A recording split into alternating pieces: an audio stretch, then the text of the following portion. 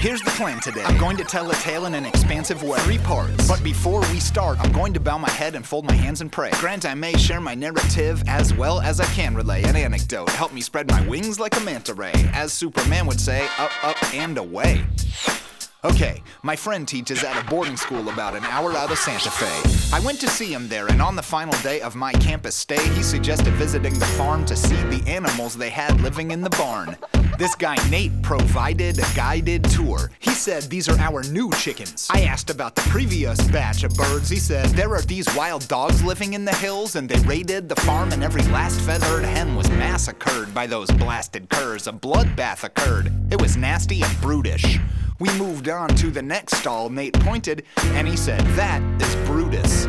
I looked. There was a duck. He was sitting on the floor, dirt packed and dusty. Nate said, he's the only survivor of the dog attack. Yup, miraculously, not a single hair on him was harmed. That's not the miracle. Ducks don't have hair. But what this duck did have was balls, a gigantic ironclad pair. Nate said, he'll be dead soon, though. I asked why. The duck just sat there, and Nate goes, oh, we're gonna cook him and eat him. What? How is that fair? Fate had spared this lucky duck. If he were human instead of a creature, he'd become a national hero, or at least a motivational speaker, or a preacher who believed fervently the eternal had called upon him to serve a holy purpose. But all the duck was gonna be served was all orange. Brutus, named for a traitor whose heart was impure and scheming, bruh. But now he was being betrayed by his human caretakers. That's so ironic it could cure anemia.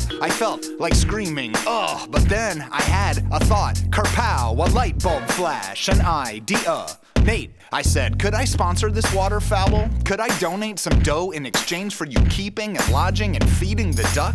Nate said he'd check with the farm director, but was certain that some agreement could be struck. Well, yay, so on my way back to L.A., I gave the situation some consideration and decided to insist on making a deal with 3 stipulations. 1.